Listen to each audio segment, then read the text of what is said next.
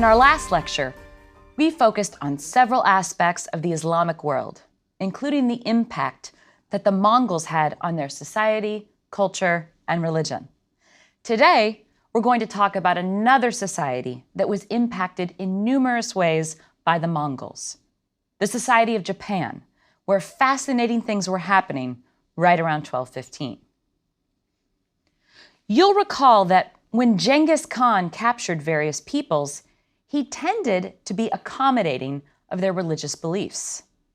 The traditional shamanistic beliefs of the Mongols comfortably coexisted with Islam, Christianity, and most importantly for our lecture today, Buddhism. When Genghis Khan captured Beijing in 1215, one result was a sustained contact with this religious philosophy. Later, in 1240, the Mongols invaded Tibet, where they were exposed to Tibetan Buddhism. It was this version of Buddhism that eventually became the dominant religion of the Mongol Khanate, based mainly in China. The other Khanates converted to Islam, but many of the Khans had Christian wives and mothers. While followers of other forms of Buddhism might be tolerated or accommodated during what became the Yuan dynasty in China, many Buddhist monks of other branches, apart from Tibetan Buddhism, headed east in the face of growing Mongol power. Some of them ended up in Japan, where various forms of Buddhism had enjoyed popularity since their introduction to that country from Korea in the 6th century. The arrival of Buddhist monks moving away from Mongol power in the early 13th century would not be the last time that Japan experienced what we might call an aftershock of Genghis Khan's conquests, as we'll see in today's lecture. But let's back up and start with Japan and some very brief history. It may surprise you to learn that many scholars of medieval Europe know something about medieval Japan, and some of the best scholars of the medieval European world are, in fact, Japanese. The reason for this is because in terms of social structure, starting in the 11th and 12th centuries, both societies become predominantly feudal. Now, as I've said before, there's a big debate in medieval studies as to whether we should properly use the word feudal to refer to either Europe or Japan at this time. In fact, some scholars call it the F word, but as a shorthand term, it works well. Essentially, feudalism is a social structure that's hierarchical in nature, that's based on bonds of loyalty, protection, and service between one stratum and another, and that takes the form of a pyramid. So, for example, a king in medieval Europe would have barons just below him in rank who would swear to be his vassals. This meant that they owed the king allegiance, a certain number of days of military service and/or taxes, and in return, he promised them his protection and would grant them titles, lands, and status. Then those barons would in turn have vassals below them who would swear fealty and allegiance, etc., until you get to the base of the pyramid where you have serfs who are bound to the service of a particular lord and who live on his manor and work his fields. Something similar existed in Japan and was really coming into its golden age right around 1215. In this case, however, the noble caste was made up of those that are commonly called samurai. Like knights in the feudal system in Europe, their allegiance was primarily in terms of military service to the lord above them, and they in turn had status, power, and command over lesser warriors in the classes below them. We could spend not just several lectures, but several courses on the history of Japan. And luckily for you, if you're interested, the teaching company has a 24-lecture course called Understanding Japan, A Cultural History.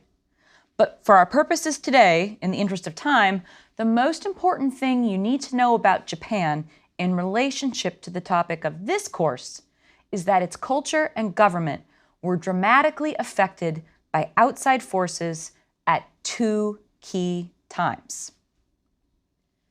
In the 7th century, Chinese influence had a major impact on the structure of Japanese society.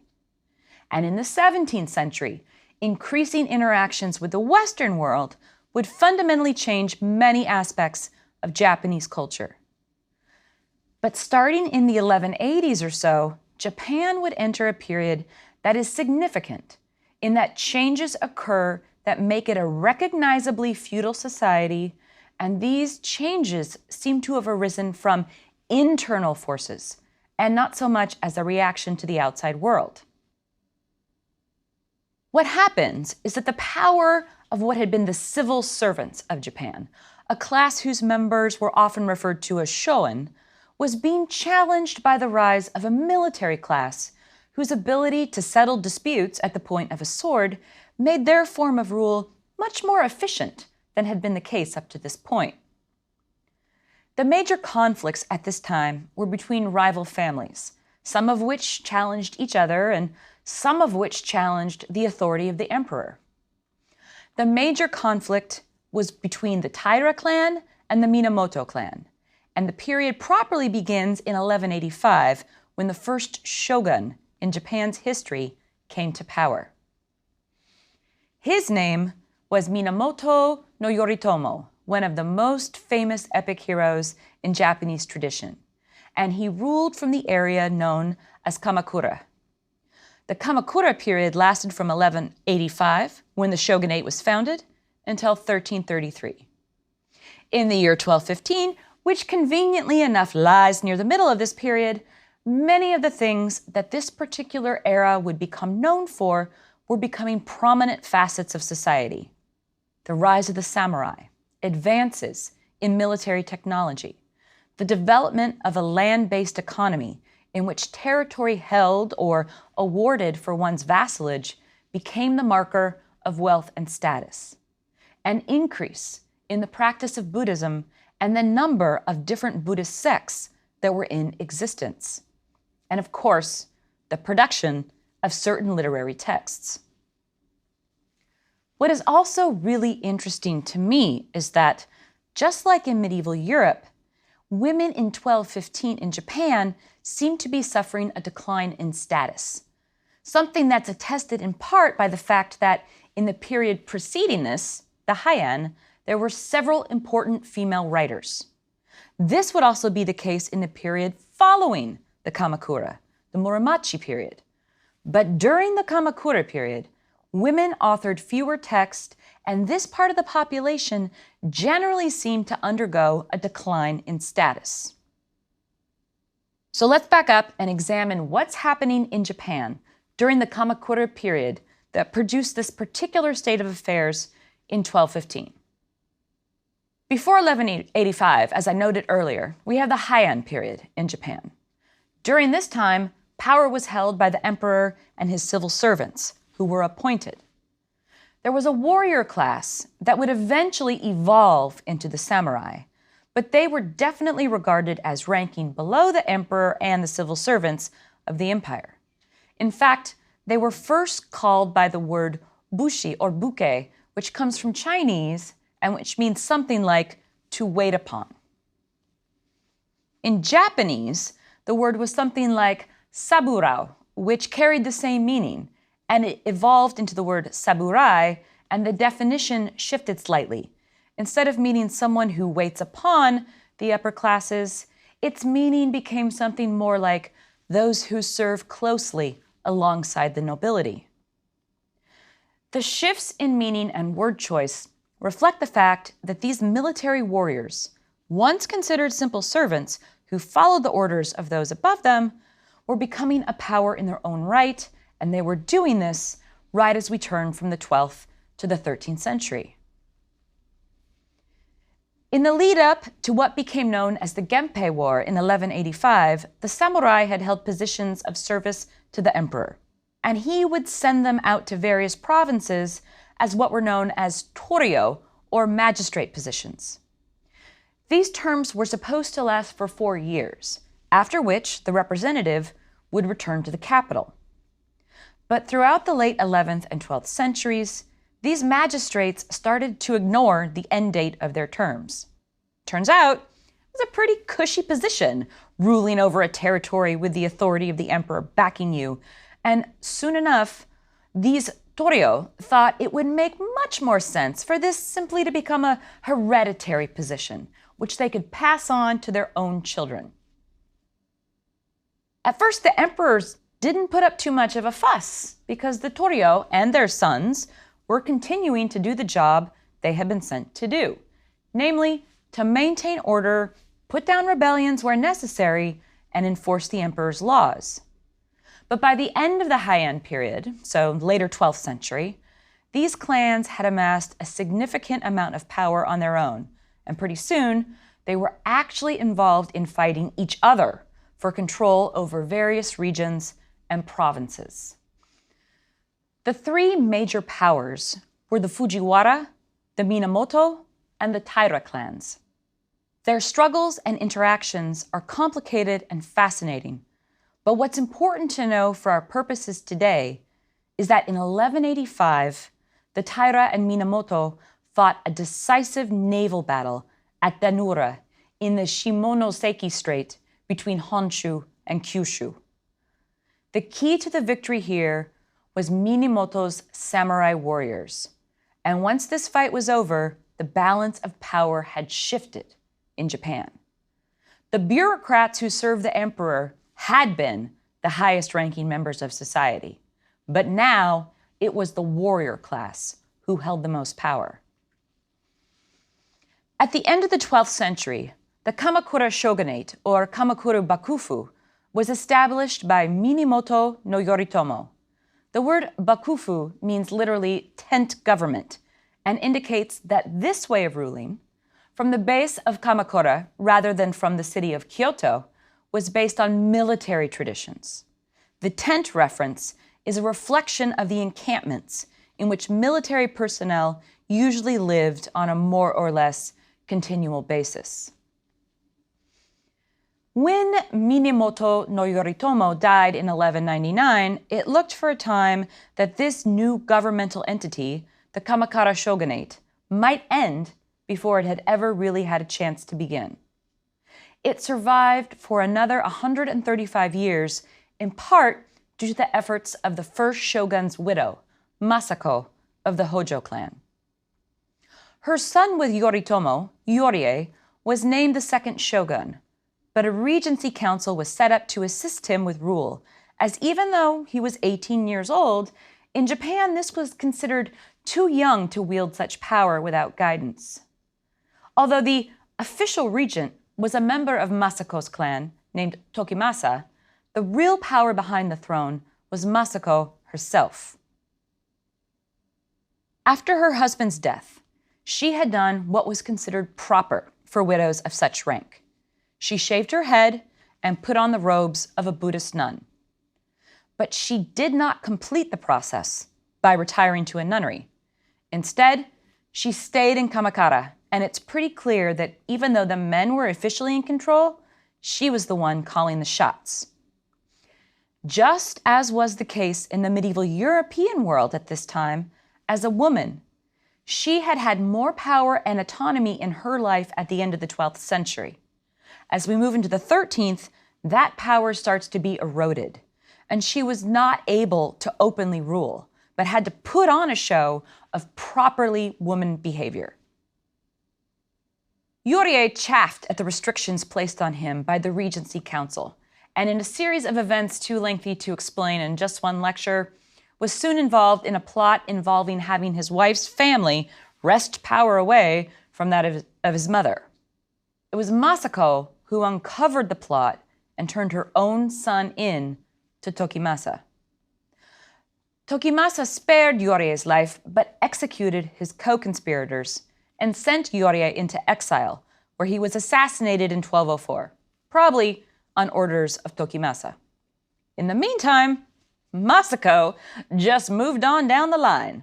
Son number 1 unfit, time to install son number 2, Sanetomo, as the third Kamakura shogun.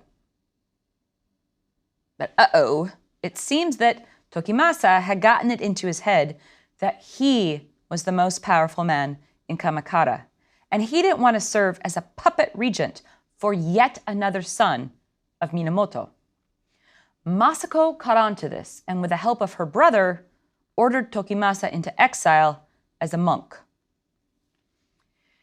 It's a sign of Masako's individual power and the strength of her family who backed her that Tokimasa shaved his head and became a Buddhist monk in 1205, eventually dying in 1215. This period came to be called the Hojo Regency, and it was during this time that the power of the shogun and the samurai eclipsed that of the emperor. Masako and Sanetomo sought to make this situation permanent by asking the emperor, Gotoba, if Sanetomo could adopt one of the imperial sons to be his heir. The emperor refused this request in 1218, but it looked as if this would not be any sort of hindrance on the power maintained by the Kamakura shogunate. Then, a disaster. In 1219, a son of Yorei, the second shogun who had been exiled by his mother, killed his uncle, Sanetomo, as an act of revenge. This nephew of Sanetomo was in turn killed himself, which meant that Minamoto line was now finally extinct. Masako and her kinsmen cleverly decided to strengthen their position by naming as the fourth shogun a baby from a different clan, the Fujiwara. This brought the Kamakura shogunate into alliance with this other family, but allowed Masako and her family to maintain control as the new shogun was just an infant. The emperor decided that now was the perfect time to try and regain his power, and in 1221, he ordered his servants to overthrow the Kamakura shogun. The attempt at reclaiming power failed, and in the end, led the Kamakura shogunate to having even more power than they had before.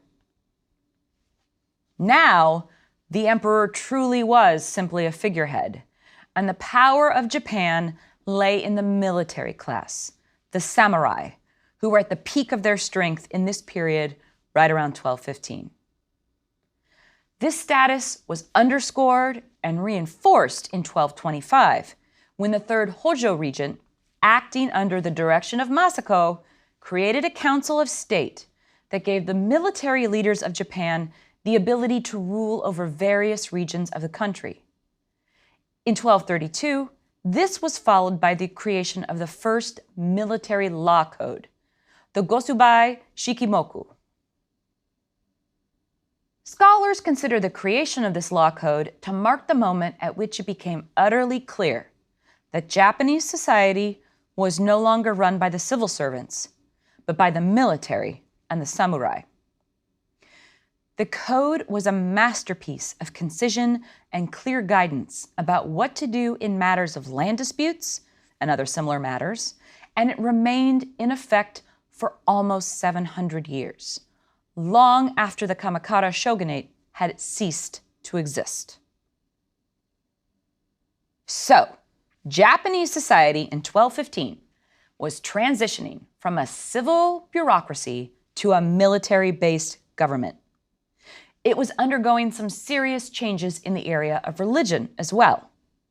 As I noted near the beginning of this lecture, Buddhism had long since established itself as one of the major religious practices in Japan. Buddhism had been introduced to Japan from both China and Korea centuries earlier, but right around 1215, we see a transformation in traditional forms of Buddhism practiced in the country, called Kyubukyo, or Old Buddhism, and we see the arrival of at least 6 new forms of Buddhism, which came to be called Shinbukyo, or New Buddhism. Some of these were brought by Buddhist monks moving east and away from, you guessed it, Mongol power. Okay, probably a very quick word about Buddhism in general is in order here. It's a faith that originated on the Indian subcontinent sometime around the 6th century BC. It was transported throughout Asia by missionaries shortly after it came into existence. There is no personal self-conscious self in the Buddhist faith, and the end goal is ultimately for the individual and to achieve enlightenment. In order to do this, an individual's soul may reincarnate as many times as necessary in order for that soul to learn lessons in each life.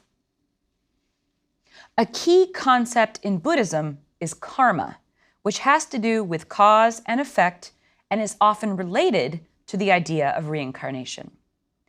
The word itself originally meant something like deed or action, and the idea was that performing a good deed would bring one good karma, or a positive circumstance. Performing a bad deed would result in bad karma. To really simplify it, it could be a way of explaining why someone living a good life might have bad things happen to them. The bad karma might be a result of bad deeds committed in a previous life. Instead of despairing, the individual should continue to perform good deeds so that in the next life, he or she might experience good karma. So, Buddhism had existed in Japan for some time alongside an indigenous religious practice known as Shinto. This belief system held that there were gods known as kami, who were playing a role in the lives of people. These kami might take the form of spirits of the mountains, sea, rivers, trees, rain, and other natural phenomena, or concepts like health and fertility. And there was also a significant element of ancestor worship in this belief system. But in 1215, it was the various forms of Buddhism that were springing up within the Kamakura shogunate that interest us here. There was quite a range of practice within Buddhism in Japan, ranging from Sohei Buddhism, whose monks were also warriors, to Zen Buddhism, whose monks were all about achieving tranquility and stability through the practice of meditation. The most important developments in religious practice during the Kamakura period were three particular sects of Buddhism. One is known as Pure Land Buddhism, and it remains the largest Buddhist sect in Japan today. This branch emphasizes salvation through belief in the celestial Buddha figure known as Amitabha. Zen Buddhism, with its emphasis on meditation, became increasingly popular during the Kamakura period, as did Nichiren Buddhism, whose founder preached that true enlightenment could be achieved by studying a text known as the Lotus Sutra. These and other new forms of Buddhism were at first at odds with one another during the Kamakura period, but eventually many of the different sects began to blur into one another. Soon, different cultic centers were established, and a system began to evolve whereby a particular form of Buddhism would have a main center that established practices and beliefs, and these dictates were then passed along to tributary monasteries and centers. So, what do we have during the Kamakura period in Japan? We have a shift in power from the emperor and his civil servants to the warrior class of the samurai, a shift that is made emphatically real in the failed attempt of the emperor to reclaim power in 1221. Following this, the shoguns and their regents established a law code, a governing council, and made other social and political interventions and changes, the effects of which would be felt long after the shogunate collapsed around 1333. At the same time that government and politics were being transformed, there was quite a bit happening on the religious front, as old Buddhism and the indigenous Shinto religion found themselves just two faith-based strands existing amidst an influx of other types of Buddhism. And the year 1215 is the focal point around which all this political, social, and religious activity is swirling, right around the time Genghis Khan was establishing the largest contiguous land empire the world had ever or would ever see. As we've already discussed, after his death, Genghis Khan's sons and grandsons would each control various portions, or khanates, and it's under one of these grandsons, the infamous Kublai Khan, whom many of us encounter for the first time in Samuel Taylor Coleridge's famously and infamously unfinished poem, that the Mongol Empire would reach its greatest heights. Kublai Khan was certainly ambitious, and like his grandfather, he turned his attention to lands yet to be conquered. One of these was Japan. The Mongols had already made incursions into Korea, and the good diplomatic relationship between Japan and Korea, not to mention the exchange of Buddhist religious ideas that was occurring between these two nations, meant that the Japanese had some idea of the kind of threat the Mongols posed. But also, given that theirs was now a society ruled by a military elite, they had confidence that they could defeat any attempted invasion. In 1274, Kublai Khan made his first attempt at invading Japan. In the first 8 hours of the conflict, the samurai proved their worth, as they gave the Khan's army more losses than he had experienced in any of his campaigns in China or Korea.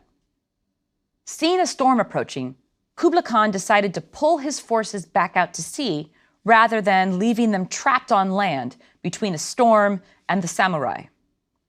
During the typhoon that followed, the Khan lost up to a third of his forces and was compelled to retreat. He tried to attack again in 1281, and once again, after making landfall, engaging the samurai and taking some losses, while making some gains, yet another storm appeared on the horizon. So once again, Kublai Khan took as many of his ships out to sea as he could, and once again, a large number of them were destroyed in the ensuing storm. What's more, on this occasion, several of the Mongol forces were trapped on shore, unable to embark before the full fury of the storm arrived. These men were easily picked off by the samurai. The Shinto priests attributed both successes on the part of the Kamakura shogunate to the divine wind, or kamikaze, that had sprung up on both occasions and had saved the Japanese from the Mongol invasion. But while the Kamakura shogunate's existence was in large measure responsible for the defeat of the Mongols, the stresses caused by the defense the samurai mounted would contribute to instability and the shogunate's eventual collapse. For one thing, while the defeat of the Mongols was a success, there was no material gain from it, so finances and resources were strained, and there was no plunder or booty to offset these expenses. There was soon increasing dissatisfaction among the samurai, which led to infighting. In 1331, the Emperor Go-Daigo thought the time was right to try and reclaim imperial power from the Kamakura shogunate. His attempt was unsuccessful, and he was exiled to the Oki Islands. But events had been set in motion. A minor warlord saw an opportunity to advance his own cause and went to the emperor's rescue. Fearing, rightly, that their power was being undermined, the Kamakura sent forces to Kyoto with the intent to capture it once and for all. But for whatever reason, once the Kamakura leader Takauji got there, he decided that maybe the Kamakura shogunate was nearing the end of its life. Instead of taking Kyoto for Kamakura, he declared himself loyal to the emperor. Simultaneously, another group of pro-imperial forces decided that with so many Kamakura warriors in Kyoto, perhaps now was the time to try and take Kamakura itself. This they did in 1333. When it became clear that they were defeated, the last of the samurai, all 870 of them, retreated to the main temple and committed suicide by setting it on fire and locking themselves inside. The golden age of the samurai had come to an end, although this warrior class would officially remain in existence in one form or another up until 1877. In our next and final lecture, we're going to finish our study of the world in 1215 to see how the events of that year would reverberate down through the years and centuries to follow. In some instances, their influence would continue until the modern period. In others, the events of this watershed year would be completely undone. Join me next time to see how people in 1215 imagined what their future would look like. And we'll see just how right and wrong they were in their thinking.